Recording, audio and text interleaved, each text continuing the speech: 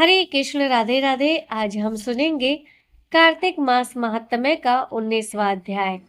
महाराज प्रथु ने नारद जी से पूछा, हे देव ऋषि, यम पंचक काल में दीपदान का क्या महत्व है और विधान क्या है, कृपा करके मुझे बताइए।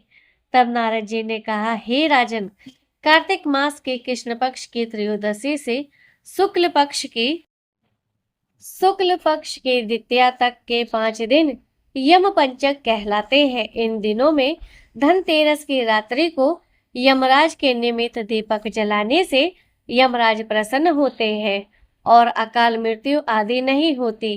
इसके अगले दिन कार्तिक कृष्ण चतुर्दशी को नरक चतुर्दशी भी कहते हैं। इस दिन तिल का तेल, अपामार्ग तथा दुर्वा आदि लगाकर स्नान करना चाहिए। स्नान के बाद दक्षिण की ओर मुख करके अपसव्य होकर जल में तिल मिलावे और 3-3 अंजुलि से यमाय, धर्मराजाय, मृत्युवे, अंतकाय, कालाय, सर्वभूत क्षाय, औदुम्बराय, दगनाय, परमेष्टिने, वृकोदराय, चित्राय, चित्रगुप्ताय इन नामों से यमराज को तर्पण करे।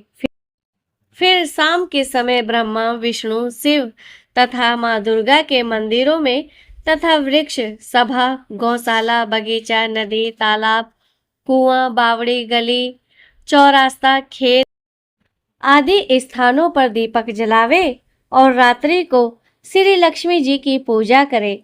यदि शस्त्र से किसी की मृत्यु हुई हो तो उसके निमित्त भी चतुर्दशी को दीपदान करना चाहिए। इससे अक्षय पुण्य फल प्राप्त होता है। इसके बाद कन्या, ब्रह्मचारी तथा तपस्वी को भोजन करावे। इससे यमलोक न जाकर शिवलोक की प्राप्ति होती है।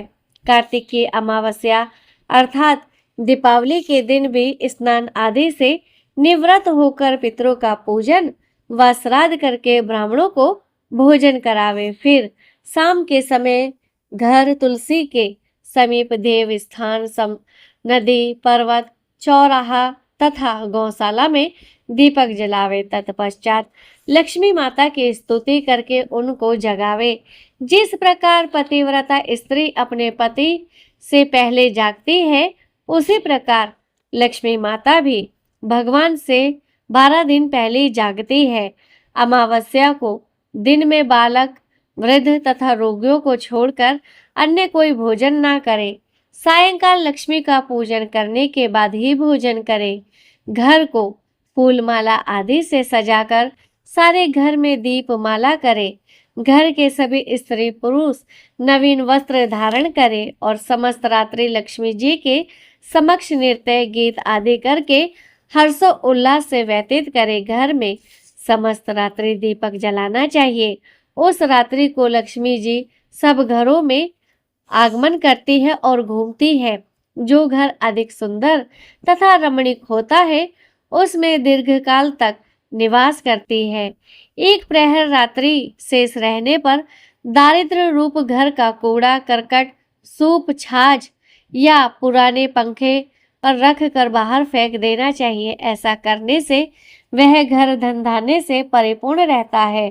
दीपावली के अगले दिन गोबर का गोवर्धन बनाकर बंधु बांधवों सहित गोवर्धन पूजा करे तथा ब्राह्मणों को भोजन करावे। स्वयं भी नवीन अन्न का भोजन करे। भगवान श्री कृष्ण ने इंद्र का मान मर्दन करके गोवर्धन भगवान श्री कृष्ण ने इंद्र का मान मर्दन करके गोवर्धन पर्वत की पूजा इसी दिन की थी। शाम के समय गौ तथा वृषभ, बैल की पूजा करे तथा अपने परिवार के भरण पोषण व रक्षा के लिए उनसे प्रार्थना करे। इसी दिन सायंकाल के समय बलि तथा उसकी पत्नी विंध्यावली की मूर्ति बनाकर पूजन तथा दान आदि क्रिया करने से परिवार सुखी तथा समृद्ध रहता है। बोलो कार्तिक महात्म्य की जय। भगवान विष्णु, माता लक्ष्मी की जय। तुलसी महारानी की जय। आइए भक्तजनों, अब सुनते हैं तुलसी महारानी की पावन पवित्र कथा।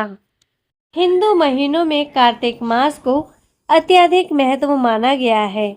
इस पूरे मास में स्नान, दान तथा अत्यंत धार्मिक कार्यों को करना शुभ माना जाता है।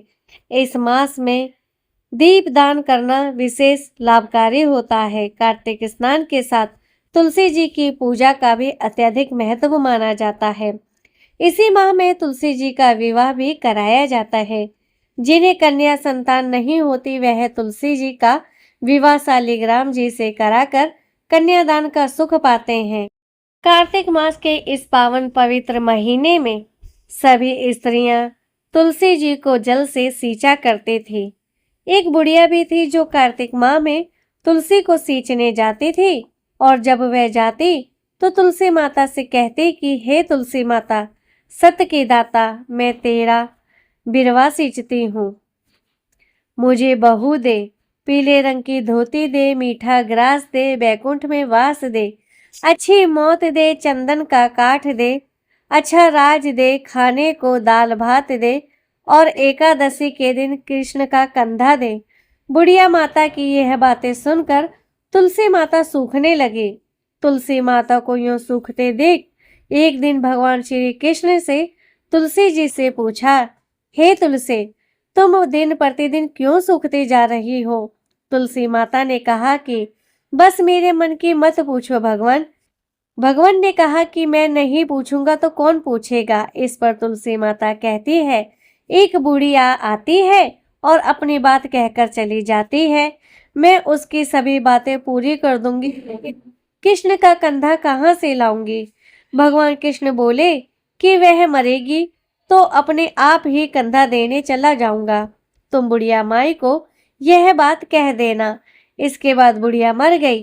बुढ़िया के मरने पर सारा गांव इकट्ठा हो गया और उसका अंतिम संस्कार आने पर उसे उठाने लगे, लेकिन वह बहुत भारी हो गई थी जिससे उसकी अर्थी टस से मस नहीं हुई।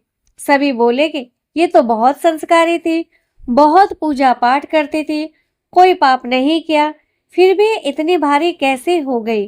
बूढ़े ब्राह्मण के वेश में भगवान आए और कहने लगे कि ये भीड़ कैसी है? तब गांव वाले बोले कि एक बुढ़िया मर गई है और वे इतनी पापिन थी कि उसकी अर्थी भी नहीं उठाई जा रही, बहुत भारी हो गई है। इस पर भगवान श्री कृष्ण बोले, मुझको इसके कान में कुछ कहने दो, फिर ये उठ जाएगी। भगवान बुढ़िया माई के पास गए और उसके कान में कहा कि माई, तू अपने मन की कर ले, पीताम्बर की धोती ले, मीठा ग्रास ले, बैकुंठ में वास ले, चटक की चाल ले, चंदन की काठ ले, झालर की झनकार ले, दाल भात को जी और कृष्ण का कंधा ले। भगवान की सभी बातें सुनकर बुढ़िया माई हल्की हो गई। भगवान अपने कंधे पर उसे ले गए। बुढ़िया को मुक्ति मिल गई और वह बैकुंठ को चली गई। हे तुलसी माता, जैसे आपने उस बुढ़िया माई की मुक्ति की वैसे सभी की इसी प्रकार मुक्ति करना। हे भगवान श्री कृष्ण, जो भी कार्तिक मास में इस कार्तिक महात्म्य की कथा ध्यान पूर्वक सुनता है, उसकी सभी मनोकामनाएं पूर्ण करना, धन लक्ष्मी देना, वैभव लक्ष्मी देना, उस मनुष्य का घर बैकुंठ धाम बनाना, भक्ति देना, धर्म देना और धर्म का प्रचार करने वालों की जय करना। इसी के साथ कार्तिक मास महात्म्य अध्याय 19वां भी यहीं पर संपूर्ण होता है। बोलो कार्तिक महात्म्य की जय। भगवान श्री हरि विष्णु लक्ष्मी माता की जय। तुलसी महारानी की जय। हरे कृष्ण, राधे राधे।